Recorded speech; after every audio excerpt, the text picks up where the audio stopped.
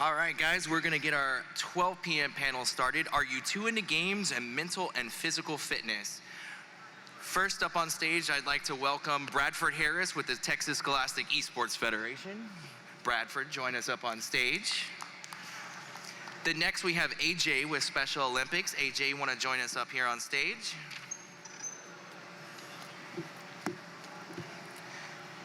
And then next we have Rowdy Energy Girls. Join us up on stage. Start chunking t-shirts at you guys. And then we also have Hugo Flores from the U.S. Army. If Hugo would like to join us up on stage, welcome, Hugo, not Aaron. And then, of course, we have Kyle Abbate, who's joining us from his booth, with one hand mostly. And we might have a virtual panelist joining us, we'll see. And all right, well, we'll kick this off with letting you introduce yourselves, tell everybody what company you're with, what you're all about. Hello, good afternoon, everyone. I'm Bradford Harris. I am the Director of Learning for TechSEF, Texas Scholastic Esports Federation, and I am also the Education Strategist for SHI. Good morning, everybody. I'm AJ Batiste. I am the Program Director and Esports Director for Special Olympics Texas, and we're here having a good time. Hello, my name is Melissa Palacios. I'm a brand ambassador for Rowdy Energy, and we're out here promoting the Better For You energy drink. And yeah, excited to share information with y'all. Hello everyone, my name is Specialist Flores. I'm the National Guard Bureau's Stream Media Manager and National Guard Liaison to the U.S. Army Esports. All right, Kyle.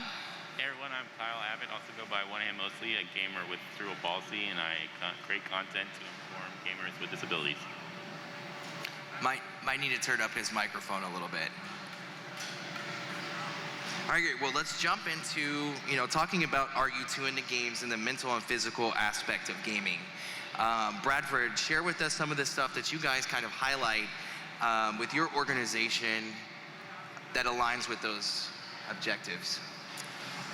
Well, some of the things that we highlight, we do talk about screen time, especially this past year and a half. With us being in the pandemic, COVID, we have been immersed with online learning, not just with gaming, but we've been looking at screens all this time. So how do we cope? How do we collaborate with others? How do we learn how to walk away when things do get intense? How do we talk about digital citizenship? How do we maintain our health when we can't go anywhere, when we can't go to a gym? What are some techniques that we can learn to stay mentally and physically fit? So I personally talk about that. I talk about my journey online, and I support TechSEF in that journey as well. Awesome, and AJ, same question for you. Let's talk about the mental and physical aspects that you guys have over at the Special Olympics and what you guys kind of do to keep your guys in shape and in the right game zone. Yeah, so, obviously, like most people, we utilize Discord a lot. And we actually have two of our athletes that are on staff that are specifically in that chat just to have messages of encouragement as we're playing games, because our athletes are generally positive people and are always in an uplifting mood. So if you're ever around one of our athletes, that's what you're gonna get. But they are also very competitive. And so keeping the Discord light, keeping those moments light is nice. And then for physical fitness, obviously we're a sports organization. And so we have virtual workouts that we've been doing, especially during this time. We have virtual dance parties to kind of de-stress. We have all kinds of stuff that we do kind of in between our esports competitions that really help our athletes stay engaged, but also mentally and physically fit. That's very awesome. And we're excited next year to hopefully have the Special Olympics esports team here so that people can meet them, have the opportunity to talk to them, what they've done, how they've been able to grow themselves. and how they fit into the Special Olympics team. So we're excited to hopefully have them out here next year.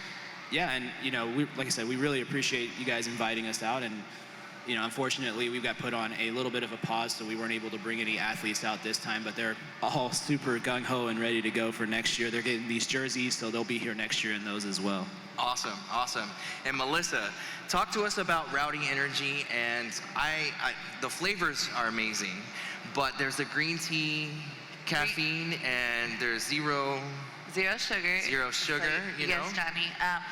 Rowdy Energy is, once again, the better for you energy drink. 160 milligrams of caffeine, green tea caffeine, so you're not gonna get that, the jitters, the crash, the headache. It's gonna just be the steady focus, endurance, and that's what these gamers want, right? They wanna be able to enjoy the game that they're playing, and I'm sure parents, you don't want your kid just drinking all these synthetic caffeines and fructose corn syrup.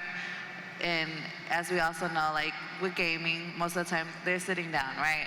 So at least if they're consuming this energy drink with green tea caffeine, it's all natural ingredients. So it's just, one less thing to add. There are a lot of unhealthy energy drinks out there. This is definitely my #1 favorite now, so I'm so glad you guys came. But do you do events like this a lot to kind of engage with gamers and get your product in front of them and kind of let them know that there's an alternative out there to those unhealthy energy drinks? Definitely. So we do a lot of community events, in-person events. This is my first time personally being at an event for gamers. And I just thought when my boss was like, hey, we're gonna be at the Esports Summit, I'm like, that works perfect, because I know people who game and they love energy drinks, and it's like, this is such a better, healthy option than just putting it out in front so you can get the chance to try for yourself. Well, it's kept me going all weekend. Yes. You guys have been seeing me pound the Rowdy energy drinks down, just running around. Well, Hugo, tell us a little bit about what the U.S. Army does to promote the mental and physical fitness aspects of this wonderful gaming realm that we're in. Yes, so we actually have a handful of full-time esports players where their job is to obviously wear the uniform but practice all day. Now, you do run into those moments of burnout, so we kind of cater our training to make sure that it's almost like this company made a nice slogan of sound mind and sound body. And that holds true in the sense that if our players aren't mentally there, they're not able to perform at their absolute best. So with that, we do take breaks. We make sure they don't get burned out. And we, obviously, with the Army, we do PT, we work out. Keeps us a good way to start off your day, that's for sure.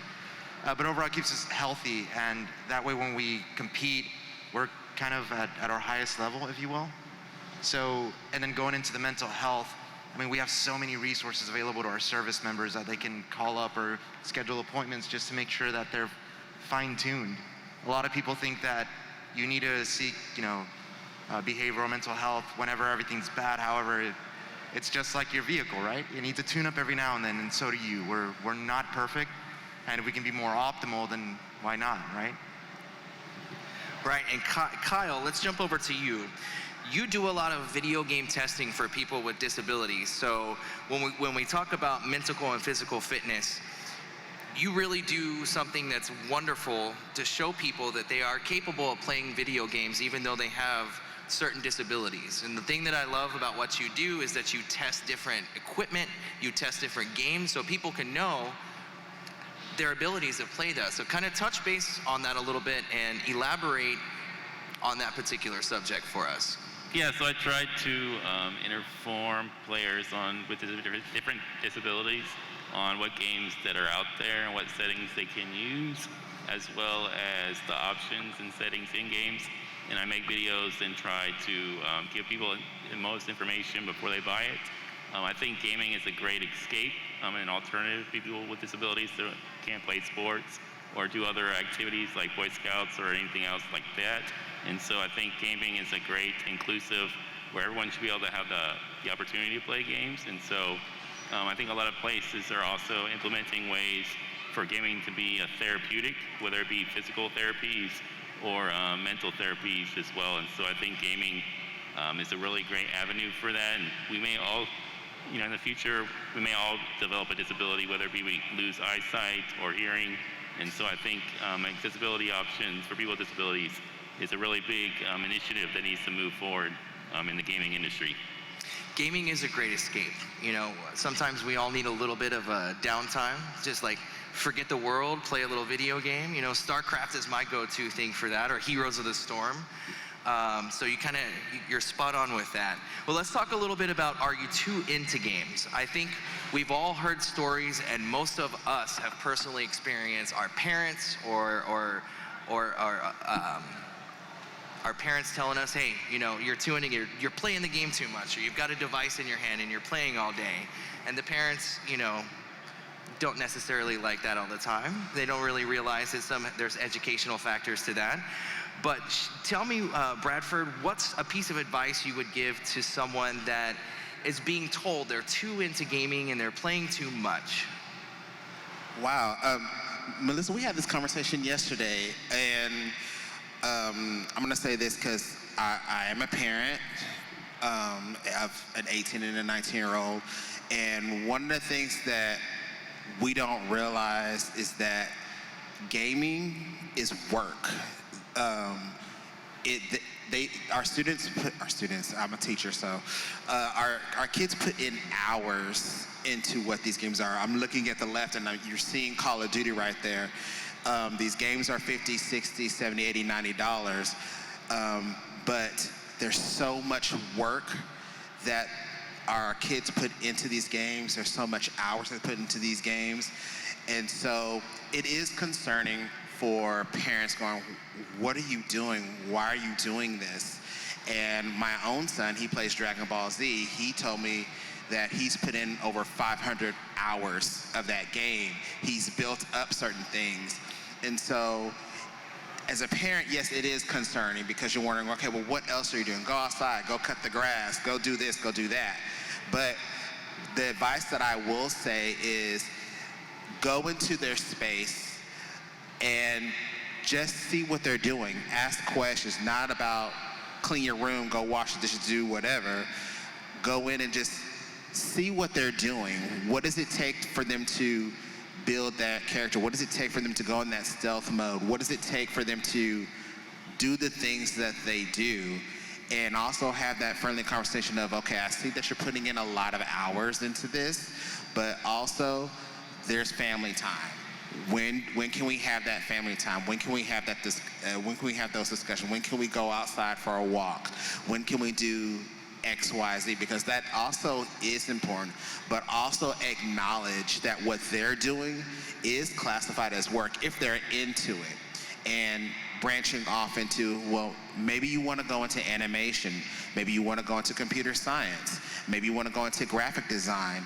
It's amazing what they put, what the industry puts into these games, and when you sit back and watch your kids go on YouTube, go on to look at walkthroughs, and they'll take out notes and start writing down stuff. It's literally they're studying how to get better.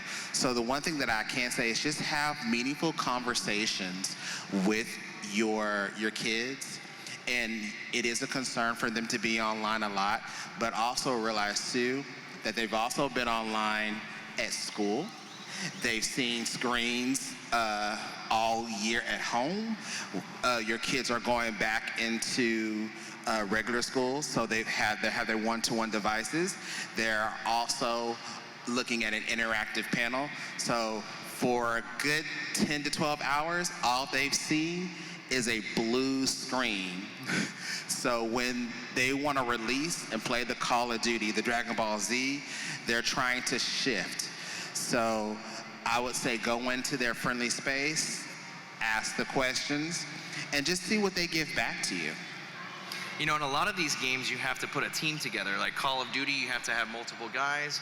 There's like World of Warcraft, so you've got a healer, and it's like, and people don't realize the team building aspects that you're pulling in and that you're developing with yourself and your friends. I mean, there's a whole team building aspect to that. Right, as well. They're not playing by themselves. There's some of them are playing with kids and adults, across the country. They're playing with people who they want to get a better skill set. They're learning, well, how did you do this maneuver? How did you do that? So they're learning from each other.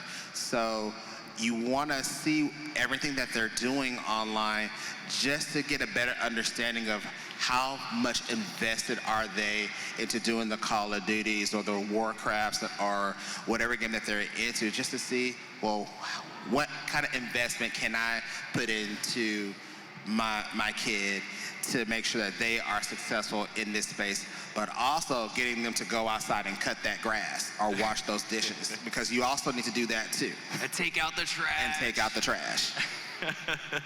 And AJ, same question to you. What's a piece of advice you would give someone that's being told that they're too into gaming and that they're gaming too much? Well, I'm going to approach this from a different perspective as an adult male whose wife tells him that all the time. I encourage people to learn from each other, and especially in a team building space. You talked about it a little bit there, Johnny. We talked about this yesterday, but we have an aspect of our organization that is called Unified, and what that means is people with and without intellectual disabilities participating together. You learn a lot as a unified partner from our athletes, and then our athletes can learn from you. And so there's so much you can learn, but for people that are telling people that you're too much time on games, the team building aspect, the socialization aspect of gaming is huge. I connect with all my friends from college and high school and stuff because I don't live anywhere near any of them anymore through gaming. And that's how we're able to stay in touch. That's how we're able to stay connected and really keep socializing with each other. And the friendships that it's built in our organization for our athletes across the state is incredible. Usually they only get to see each other at state games if they all go. But now they can play together at all times. Our Discord goes crazy at night because they're all trying to figure out what everybody's playing so they can all play together when we're not even hosting tournaments. And so that aspect is so key, I think, in the world of esports. It builds camaraderie, it builds socialization, and that's everything we want for our athletes and for students, for parents, for coaches, anybody. Online gaming really does bring people together. I mean, you can be playing with people across the other side of the planet, and it just, you're all getting together. So you had a great point there of like friends you never see before, but then you're playing online, so you're all together online and get to play the same game, so it keeps connected. Yeah, and I would also add too, just from a kind of what you were talking about, from a parent's perspective and from a outside person's perspective, go in and actually learn what they're doing. I mean, it's just like you said, it's crazy to see, a kid playing Fortnite and being able to remember button functions. It's very, very intense, and it's very much a stimulator for your mind. And so people don't understand that. They think you're just mindlessly playing video games, but you're really learning all kinds of life skills through a screen. Exactly. And let's switch gears for a second. Melissa, parents are telling people they're too into games, but the kids are also sitting there pounding Monsters and these terrible energy drinks. What's a piece of advice you would give to a gamer that's drinking the wrong stuff and should be on something like Rowdy Energy with 0 sugar and a different kind of caffeine that's not going to get you all pumped up and jittery? Well, that's a great question. And honestly, we've had some potential consumers, they're like, oh, well, I don't do caffeine, or, I don't do energy drinks. And it's like, well, think about the people who do that are around you. You see them drinking the other competitors' energy drinks. And it's like, don't you want them to be taking care of themselves? Don't you want good things to be consumed? And the feelings we know with other leading energy drinks, you get the shakes, you get the jitters, you get the crash, and it's like with Rowdy, it's all natural. You're gonna have that clean energy, it's gonna be steady, and you don't get the crash, you won't get the headache or the jitters. You just have more energy and a good natural energy. So. Yeah, and Hugo, let's jump back over to you. What's a piece of advice you would give someone that's being told that they're too into gaming? The biggest thing is you need to make sure you can self-reflect. So you have to set a schedule for yourself of, hey, what times am I playing games? Where is my family time in this? So like with my wife and baby, obviously I have to set up some time of where we either watch a movie, go to the park, go for a walk. I have to schedule everything that I do so that way I can, whenever I play, I choose to play competitively or I'm playing just community games just to relax.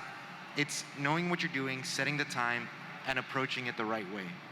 Because if you say, hey, I'm just going to play from 9 to 11 p.m., well, are you going to play competitively? Are you going to play casually? Are you just winding the day down? What are you looking to get?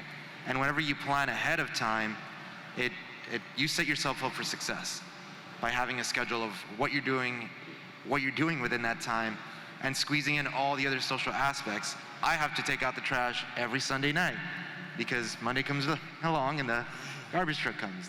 Those are things that need to happen. And if you schedule and account for them, it'll make your life just so much easier. Well, having a schedule and being consistently adhere to that schedule, I think is a big part of that too. Well, Kyle, let's jump over to you. What's a piece of advice, Kyle, that you would give someone that's being told that they're too into gaming or that they're gaming too much? My advice would be to, I guess it's all about moderation, as well as making sure you're doing your responsibilities outside of gaming. I work a full-time job in addition to making all my videos as a hobby and doing things like that. So it's kind of like a reward or an escape.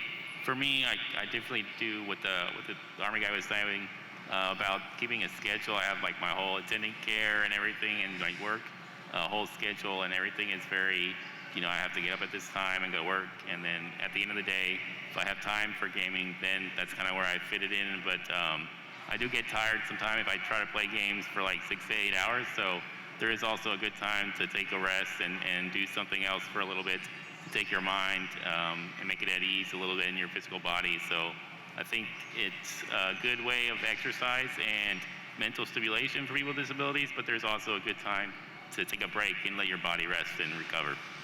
Yeah, and going back to consistency and making a schedule and sticking to it, you have to schedule in, kind of like you guys have all kind of made a point, you have to schedule in that personal time, some relaxing time, getting your eyes off the screen. You can't stare at a screen all day at school, then go home, stare at a screen all night. So you have to give your eyes time to relax, your body and mind time to relax. So I think that's a very important part of it too. Well, let's kind of wrap up this panel by letting people know where they can find you and finding your organizations and more information about the gaming aspects that you guys do. Bradford, let's kick it off with you. So you can find me on Twitter at EdTechTinker. My organization, TechSef, TEXSEF. You can go to our website, techsef.org, and you can also follow our organization at TechSef for any information regarding our organization, and especially digital citizenship and mental health. Yeah, and for us, Special Olympics Texas is all over social media platforms. So if you search Special Olympics Texas, we have a couple of different handles for different platforms. So if you just search Special Olympics Texas, you'll find us on there. We're on Facebook, Instagram, Twitter, TikTok. I don't know if they've used that yet, but we have a TikTok. We're on LinkedIn. And then personally, to reach me, you can reach me at abatiste@sotx.org if you have any questions. And then also through our website, sotx.org, you can see everything esports. You can see everything from our other competitions, all of our resources for our athletes, our coaches, and our families and volunteers. TikTok, what is that? No, I'm just kidding. And with Rowdy Energy, you can find us on social media at Rowdy Energy. Local retailers like H-E-B, Kroger, Randall's, Albertsons, 7-Eleven, and Murphy's gas stations. The Randall's on 61st Street is where I got mine from before you guys came down. Hugo, same question. Yes, so all our handles are at US Army Esports on every social media platform. Feel free to reach out to us. We've got a great community of people that love to help. We've, some of us have put in over 5,000 hours in some game titles, so we can help shorten that for you. We're more than happy to help. We're so happy to have the U.S. Army with us, and you guys were also one of our sponsors, so I want to thank you guys for being a sponsor. And we're super excited not only to have you back next year, but maybe bring in some more of the esports team's players. and maybe have that awesome 18-wheeler come back too. I mean, if you haven't had the chance to go inside there, do so and play some games. There's a lot of stuff going on in there, so go check it out. And then Kyle, lastly, let's tell people where they can find out more information about you, your YouTube channel, and what you do under your brand of One Hand Mostly. Yeah, definitely. You can follow me on all social media at One Hand Mostly on Twitter, TikTok, YouTube, Facebook, and Instagram. And also, if you have any people that are with disabilities that are interested in what kind of games they can play and how I play from my perspective with being born with cerebral palsy, make sure to subscribe to my YouTube channel at youtube.com/onehandmostly. Awesome. Well, I really want to thank all of our panelists this year. Our panels have been so fantastic this year. It's like we kicked it up 5 notches as of last year. So let's give our panelists a round of applause. I want to thank you guys all. Now let's go play some games and drink some Rowdy. Bring all